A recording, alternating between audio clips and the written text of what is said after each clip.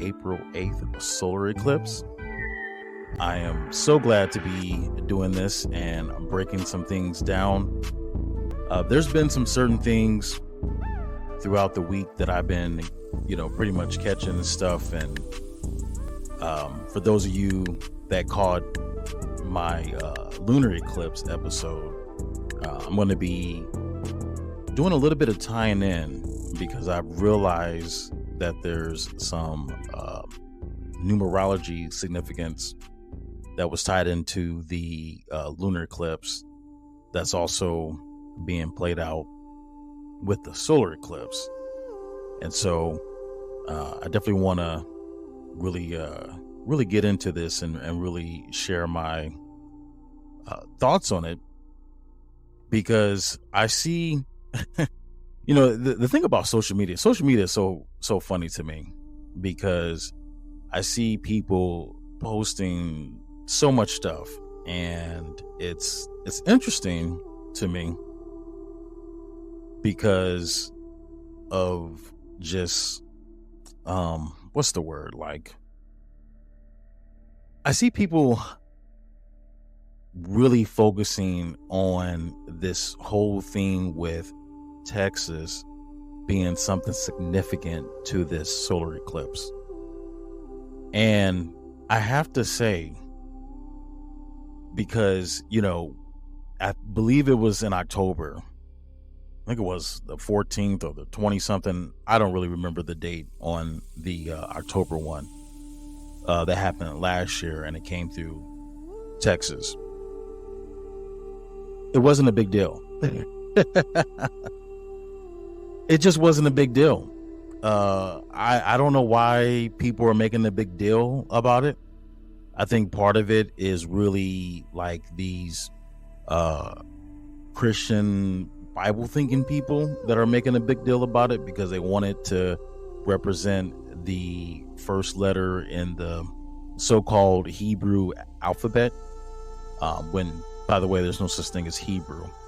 And so a lot of people want it to fit this Bible narrative, which is something Christians have been very good at doing, is wanting to take certain things that's happening and wanting it to fit biblical narratives, especially with like Revelations and stuff like that. And I just find it very weird that in 2024, you guys are still trying to take things and create these, false narratives so it can add up to you proving that the Bible is real.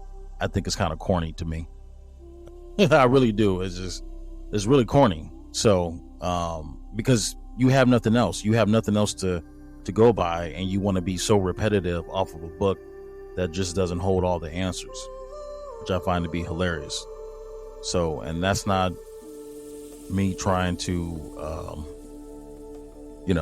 take any shots, so to speak, but in a sense I kind of am, because I just don't agree with trying to make things fit biblical narratives when it's not all about the Bible, like, whatsoever.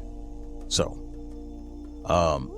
let's go ahead and talk about a few key points that I feel is significant and important, and give you guys a different perspective and why it's important to even pay attention to this perspective, because like I said, the one that I'm seeing the most, and these are even people that's supposed to be so-called conscious or whatever, even they're posting this bullshit. So anyway, so let's get into the time frame or the duration of the totality of the solar eclipse. Okay, and so that's going to be it's going to be 4 minutes. Now, in the lunar eclipse, I had added up the minutes, and it added up to 7. So this one is 4 minutes. So let's talk about numerology and the meaning of 4.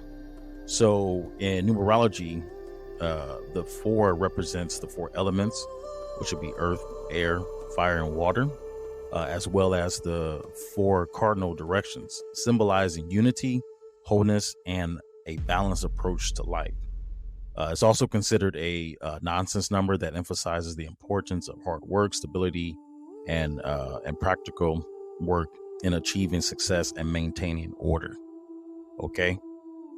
And that is exactly what's happening with this whole eclipse period, is really establishing a new order. It really is. And very significant with, the four cardinal directions: north, south, east, and west, and also the elements. So this eclipse, even though America is a focal point in this, but it's still going to affect the whole world as a whole, and really shutting down a lot of things. Now, let's get into this particular aspect, because this eclipse is known as the Great American Eclipse. Now, back in 2017, I believe it was August 21st, is when the first Great American Eclipse happened. Okay. And then 7 years later, here it is. We have the completion of the Great American Eclipse that's happening on April 8th. Now, there's a few things. I'm trying to see what I kind of want to cover real quick on this whole thing. Which, by the way, I also want to take the time to really say thank you to everyone that takes the time to listen to my podcast show. I really appreciate y'all and taking the time to kick it with me on certain subjects and stuff that I, find it, important to share. And I'm really big in, philosophy and all that stuff. And so, it's really important, at least for me, to make sure that I give you guys good content and give you guys things that that can show you, a different perspective in life, and hopefully it's something that can, make you maybe even rethink a few things. So, but yeah, let's talk about something in Vedic astrology. So, just to kind of give like a little backstory, I don't know how many people have listened to the lunar eclipse, but I talk about the significance of the number 7, and it's very interesting that it's actually been 7 years since we had the last Great American Eclipse. So if you haven't listened to that episode, I would definitely encourage you to go check that out to find out more about the number 7, as I'm not going to really get into that on this episode. So in Vedic astrology, eclipses are seen as times of transformation and revelation, with the solar eclipse in particular marking powerful new beginnings and significant endings. And this is true because the eclipse is taking place in the zodiac sign of Pisces.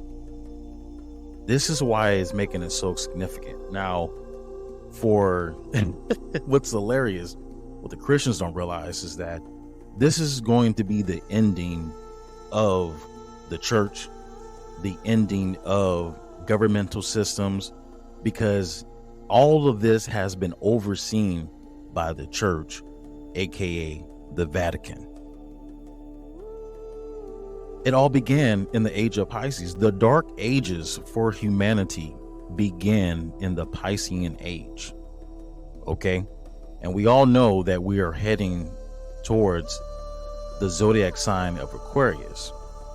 Now, for those in that, want to talk about the Bible, okay, well, it's funny how none of y'all mention this part. You proclaim to be Christ followers and all this kind of stuff, but it's interesting y'all don't mention this part, and you don't do a good job being a student, deciphering and going back and reading the original text, because the New Testament wasn't written in Hebrew, wasn't written in Aramaic, it was written in Greek. Okay, so I'm still trying to understand how something that's supposed to be more of an Aramaic tongue is written purely all in Greek. Make that make sense. It doesn't, but that's a whole nother episode. But here's something that's significant that Yahshua said, not Jesus, Yahshua, because that would have been his name. His name would have never been Jesus, because the letter J never existed, not until the late 1700s. And it's not even found in any alphabet during the time frame that this particular person was supposed to be alive. Okay, so let's get that part clear and out the way. But there was something significant that one of the disciples asked him. And in the original Greek, it said, what would be the sign of the end of the age? Never said the end of the world. The end of the world was something that they had added on later on in the Bible. Why they did that, I have no idea. Fuckboy energy. That's all I can say, right? Deception energy, manipulation energy. That's what caused that. Okay, not God, not nothing divine. Men did this shit. Okay, so the simple fact that the disciple asked, when will we know the end of the age? Not the world, the age. And Yahshua said, the sign that you will know that you will be entering a new age is when you see a man pouring a pitcher of water. Then that is going to be your sign that we are going into a new age. Okay, there is only one sign in the sky that shows that depiction, and that is the sign of Aquarius. I don't see nobody in no videos on social media talking about this part. Very interesting. Y'all so gung-ho about the Bible, and yet none of y'all have broken this part down. But that's okay, because Lucius is going to do it for you.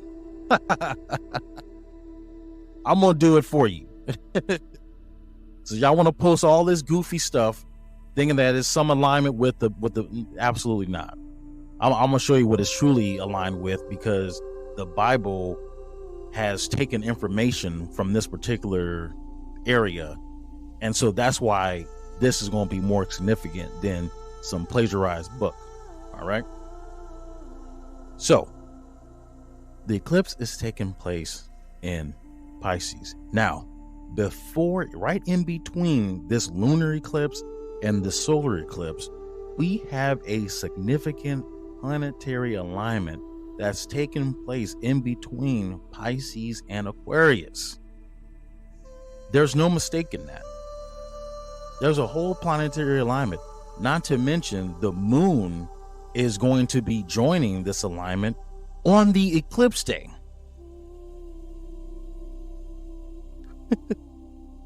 Is going to be joining this alignment on the eclipse day. This is really clearly state this is the end of the Pisces age, because we're going into a great awakening. How we know this?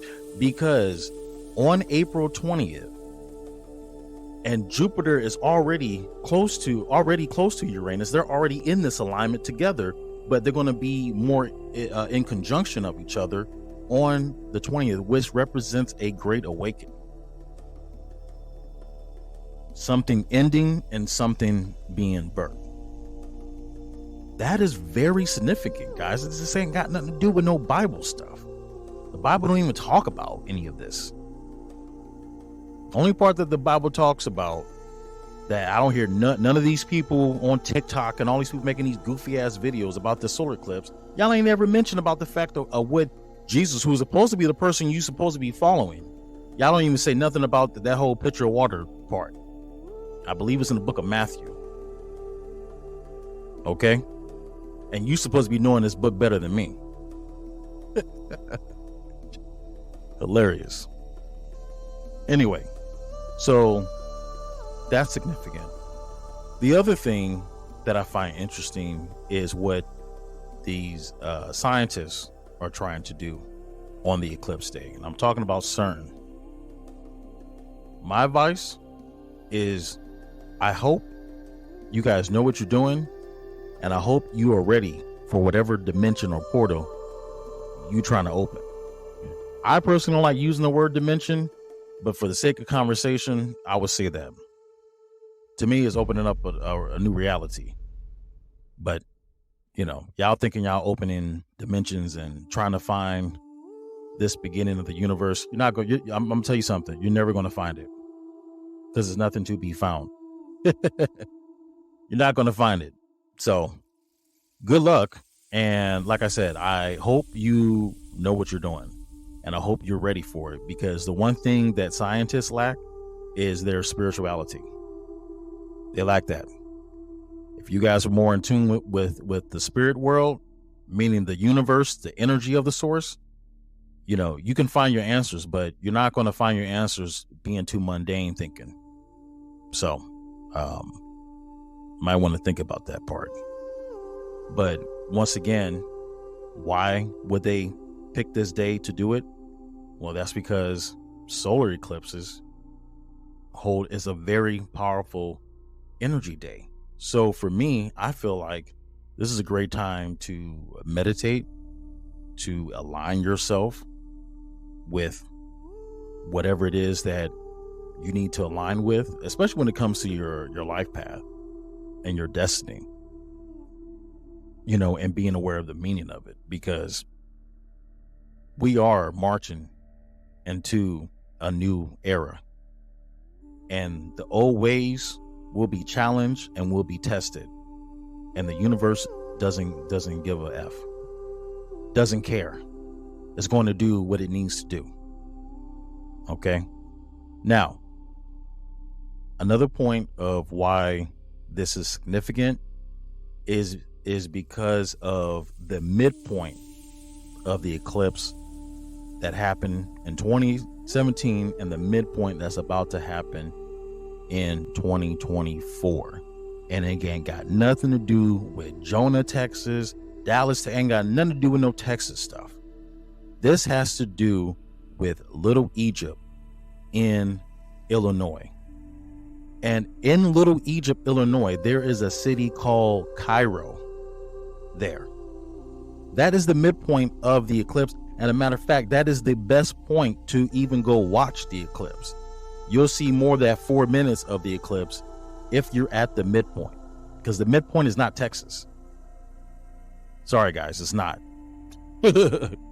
It's not the midpoint. The midpoint is going to be Little Egypt. Okay. The other part that makes it significant is that both of these eclipses, the one in 2017 and the one now, are also crossing the most sacred sites in the U.S.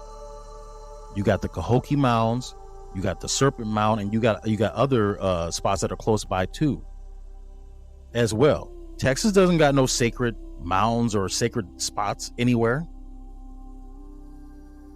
That's why this is more significant, because the solar eclipses, 2 of them are passing sacred areas, but their midpoint is Cairo, Illinois.